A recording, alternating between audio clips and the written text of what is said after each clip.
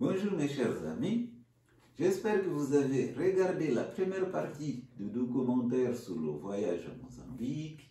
Et si vous l'avez regardé, j'espère que vous avez aimé la visite du centre-ville de Maputo, la capitale de ce pays qui se trouve au sud de l'Afrique, ici du côté de l'océan Indien.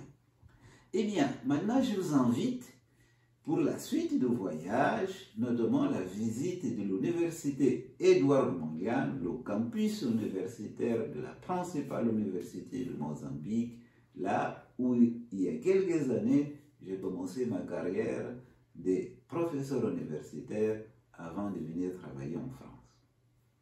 On y va!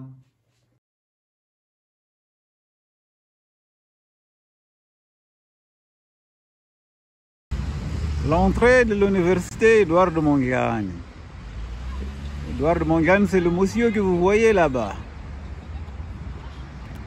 qui a été le fondateur du mouvement qui a lutté pour l'indépendance de Mozambique. Et donc l'université, la première université au Mozambique porte son nom.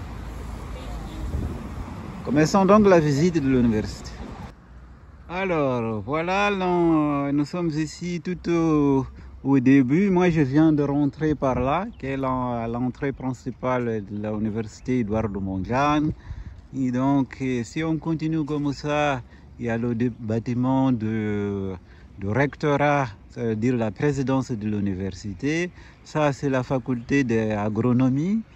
Et voyez là le panneau avec le logo de l'université, c'est écrit Universidade Edouard Mondlane, campus universitário principal.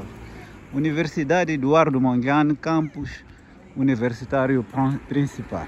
Donc, on commence ici la visite de l'université Edouard Mondlane, où j'ai passé quelques années comme enseignant-chercheur et surtout j'ai commencé ma carrière comme enseignant-chercheur. Donc voilà, il y a beaucoup d'arbres d'acacia sur le campus, comme un peu partout dans la ville ici à Maputo. Donc le campus se trouve pas très loin du centre-ville, mais toujours à Maputo. Et donc voilà. Alors là, je vais vous faire voir le campus, mais aussi la faculté d'éducation où j'étais affilié quand j'étais enseignant-chercheur ici.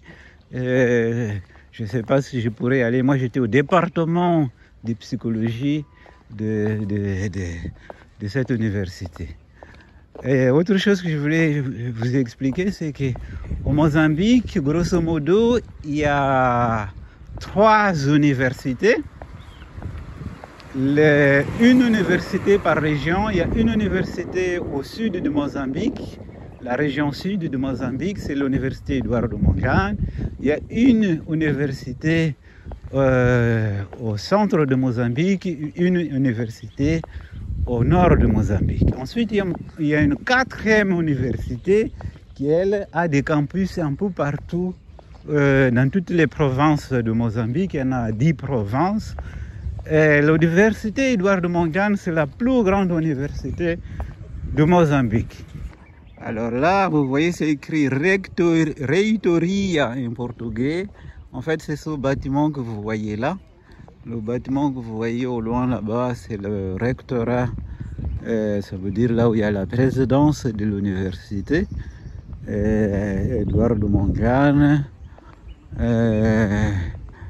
Donc, je continue à vous faire visiter le campus, la bibliothèque là-bas. Ensuite, ici, ce bâtiment. Ici, on ne voit pas bien le bâtiment, mais bon, il y a les arbres qui cachent. Mais je vais essayer de m'approcher pour vous faire visiter de plus près ces bâtiments qui sont là, qui correspondent à la présidence de l'université. On ne peut pas bien voir d'ici. Bon. Tant pis, de toute façon, ça vous donne une vague idée. Le bâtiment, on ne peut pas le voir très bien ici. Donc, parce que c'est caché par les arbres. Mais en tout cas, il y a un bâtiment là, c'est la présidence. Alors ces bâtiments-là, quand j'ai travaillé ici, n'existaient pas. Donc ce sont des bâtiments qui n'existaient pas quand j'ai travaillé ici à l'université d'Armangane. Donc ça c'est la faculté d'agronomie. Et ici, là, donc désolé de vous montrer, mais on voit pas très bien, mais bon. Alors ça vous permet de... Voilà, de toute façon, c'est pas bien grave, c'est pour vous donner une idée, de toute façon.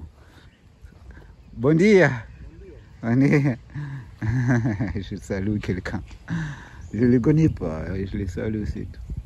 Voilà, je continue de faire visiter.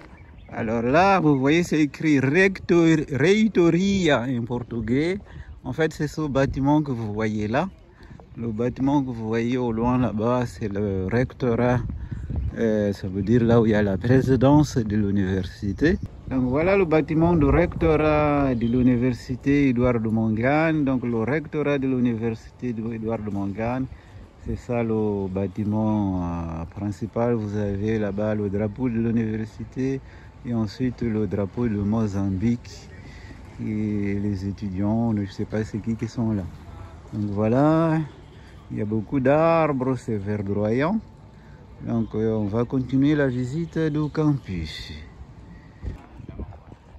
Alors, moi quand j'étais ici au Mozambique, j'étais enseignant-chercheur affilié à la faculté d'éducation. Ici sur le campus, il y a le complexe pédagogique, on appelle ça. Il y a la faculté d'éducation, la faculté de lettres et sciences sociales, la faculté d'économie, la faculté de philosophie. Et moi, j'ai été à la faculté d'éducation et dans le département de psychologie. Et je vais vous montrer ça tout à l'heure. Voilà. Donc je continue à vous montrer le campus universitaire. Le campus de l'université Eduardo Mondlane, tout en vous donnant quelques explications. Voilà, continuons la visite du campus. Ça, c'est le centre culturel chinois qui se trouve dans le campus de l'université Eduardo Mondlane. Et donc, c'est un très grand bâtiment que vous voyez ici. Là où il y a des cours de chinois et beaucoup de spectacles aussi. Parfois, moi-même, je fais des conférences ici. Nous arrivons en face des différents bâtiments où il y a des différentes facultés. Vous avez ce panneau là, Université d'Eduardo Mondlane. Les couleurs sont toujours couleur vert et couleur noire et couleur blanche. Tout ça, ce sont des différentes... ça, c'est la faculté de philosophie, par exemple. Ça, c'est la faculté d'économie, je crois bien. Et puis, de l'autre côté, là, vous avez la faculté, plus loin là-bas, des sciences sociales. C'est que je vais plutôt... Moi, je vais essayer d'aller vous montrer la faculté d'éducation où j'avais... où j'ai travaillé, où j'étais affilié, si vous voulez, quand j'étais ici à l'université Eduardo Mondlane. On continue la visite du campus. Alors ça, c'est les différents bâtiments aussi, les différentes facultés. Mon objectif, c'est d'aller vous montrer la faculté d'éducation de l'université.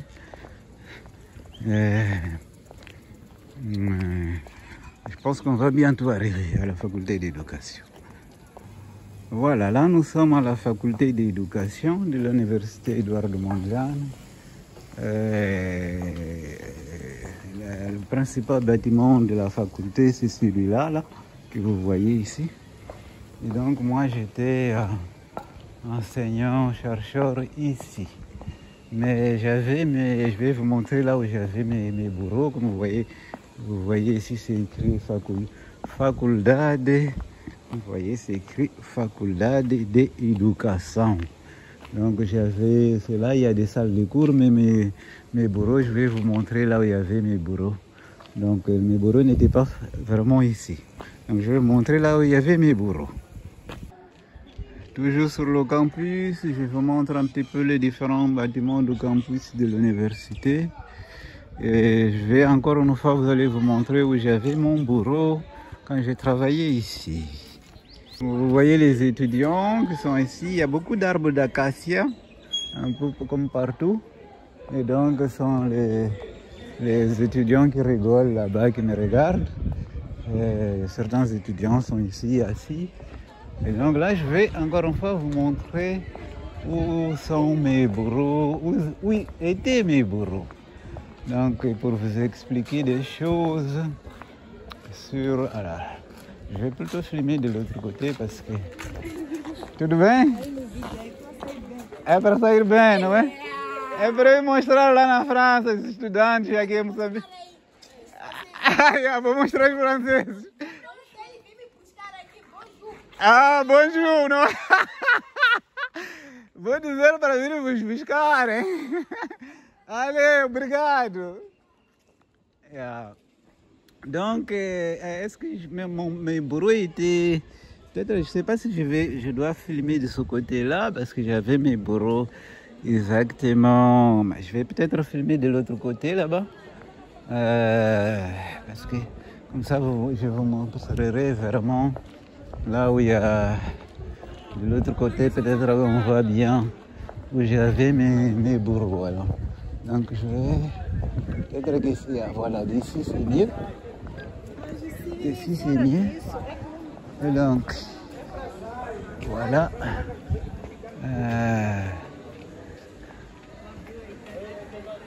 Donc voilà. Alors, je vais essayer de venir ici. Vous montrer. Alors, là-bas. Donc là-bas, je vais zoomer un peu. Là-bas où il y a au 3e étage, parce qu'il y a premier et 3e étage, c'est là-bas où j'avais mes bureaux. Parce que là, c'était un centre de recherche. Un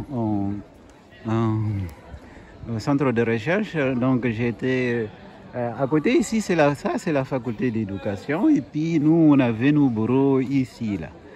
Alors j'ai passé au total, je dirais, quelques années ici comme enseignant-chercheur. J'étais très heureux ici, je dois le dire. J'étais même plus heureux que celui-ci comme enseignant-chercheur en France. Alors je vais vous expliquer pourquoi. J'étais très heureux parce que je faisais des choses que j'aimais beaucoup et qui avaient un impact sur la vie des gens. Alors d'abord j'étais enseignant-chercheur en psychologie, notamment la psychologie de la santé. Et j'étais un chercheur en santé publique. Donc j'ai travaillé sur les questions liées au risque et à la prévention des maladies sexuellement transmissibles, notamment le VIH-Sida.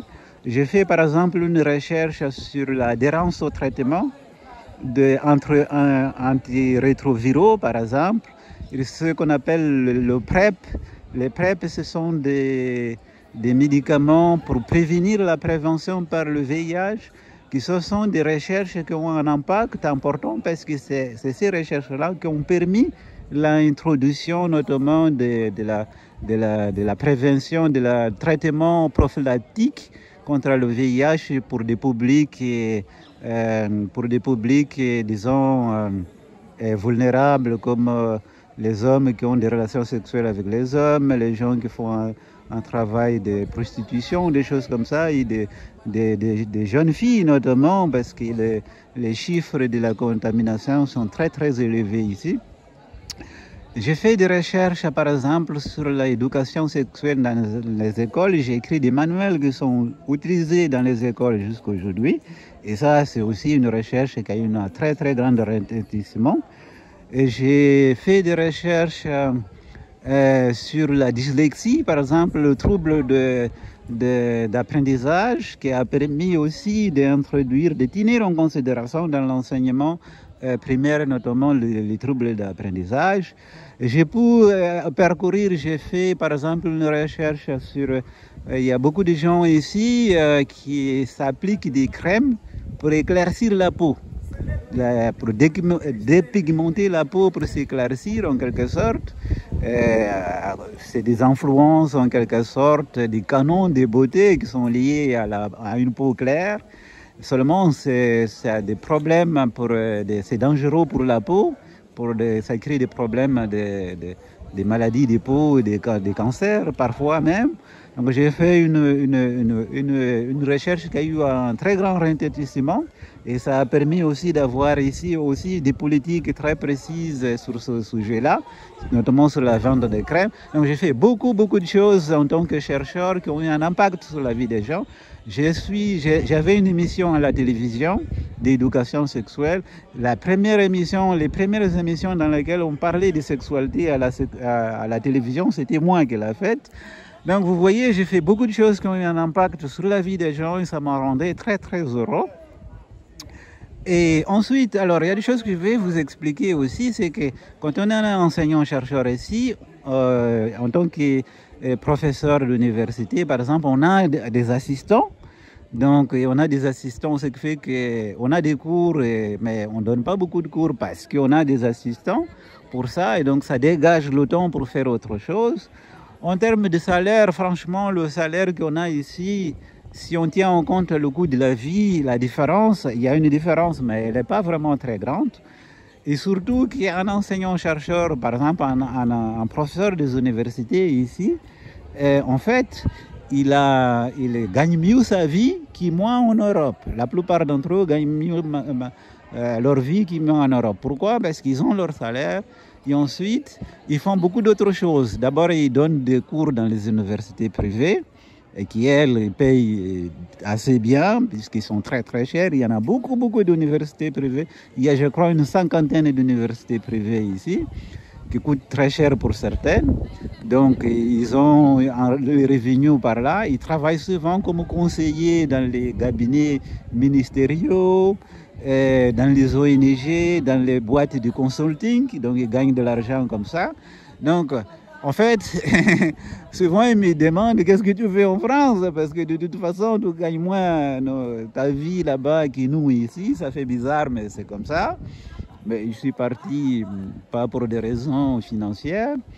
Et puis, qu'est-ce que je voulais dire d'autre? Et puis certains font de la politique aussi, et ça permet de gagner de l'argent de cette façon-là. Mais j'étais aussi très heureux, aussi, parce que pour les étudiants aussi, les étudiants ici posent beaucoup de questions, ils racontent des histoires, ils sont drôles, ils sont très impliqués dans les cours par exemple. Et je ne peux pas dire que c'est la même chose en France malheureusement. Et donc, d'une façon générale, bon, j'étais très heureux les années que j'ai passées ici comme enseignant-chercheur. Et puis, bon, pour d'autres raisons, j'ai décidé de partir, d'y aller continuer ma carrière ailleurs. Voilà ce que je voulais vous dire de l'université Édouard de Montcalm, où j'ai commencé mes années d'enseignant-chercheur. J'étais assez connu ici à cause de mes recherches, à cause de mes émissions à la télévision. J'ai aussi développé des projets, notamment dans les écoles, contre les violences contre les femmes. J'ai fait des recherches qui ont des impacts très importants. Et donc cette sensation de faire quelque chose, tu as l'impression que c'est utile pour les gens, qui a un impact sur les gens, c'est gratifiant. Et je ne peux pas dire que j'ai ça en France, malheureusement, c'est comme ça. Et puis le système français, malheureusement, d'enseignement est extrêmement bureaucratique, centralisé et bureaucratique, ce qui fait que les enseignants, non seulement ont beaucoup d'heures de cours, mais en plus ils doivent passer beaucoup de temps à faire de la bureaucratie. C'est un système assez particulier parce que c'est vraiment le système le plus bureaucratique que je connais dans le monde. C'est bizarre, les enseignants sont sacrifiés en quelque sorte à un système qui est centralisé, administratif et bureaucratique malheureusement. Donc, je suis désolé de faire ces comparaisons-là, mais ça permet parfois de donner là-bas sur la bibliothèque et je filme. Voilà, je termine ici la visite du campus de l'université Édouard de Montgrane. Bon, dernières images de l'université Édouard de Montgrane. Encore une fois, j'ai passé quelques années ici au début de ma carrière d'enseignant-chercheur avant d'aller en Europe. En fait, moi j'ai passé, comme je vous disais, la plupart de ma vie à l'étranger, en Europe, en Amérique et en Asie. Et donc, ensuite, quand j'ai fini mon doctorat, j'ai décidé que je voulais venir passer quelques années ici comme enseignant-chercheur. Donc, je suis venu enseigner ici quelques années. Et ensuite, j'ai décidé de repartir en Europe. Mais c'est un bon souvenir du passage. J'ai fait des choses intéressantes. Je garde surtout les étudiants, je dirais, les étudiants. Voilà, c'est un plaisir d'enseigner à des gens dont on sait les difficultés qu'ils ont de leur vie quotidienne, mais aussi de leur vie comme étudiants.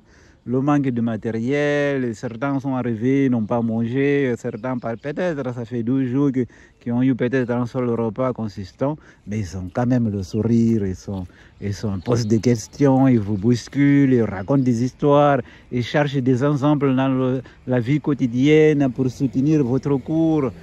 Et c'est quelque chose que voilà, vous avez vu tout à l'heure quand il y a eu les étudiants qui me voyaient filmer et j'ai commencé à discuter, ils m'ont entendu à parler français en filmant, ils ont dit hey, ça va, bonjour. Ils ont dit, alors la jeune fille disait hey, dites en français de venir me chercher pour que je puisse en Europe, dites en français.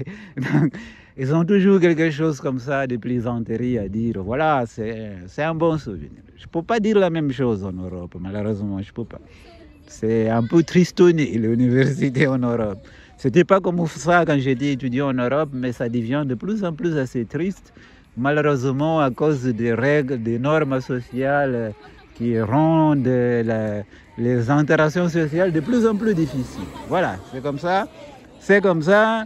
Et en tout cas, moi, quand je viens ici faire des conférences, par exemple, une seule conférence ici me donne beaucoup plus de satisfaction qu'une année de cours en Europe. Et pourtant, j'ai fait beaucoup de conférences à travers le monde, mais c'est ici où j'ai le plus de satisfaction parce que les gens n'hésitent pas. Ils ne sont pas intimidés pour poser des questions, pour vous bousculer, pour chercher des exemples, des choses comme ça.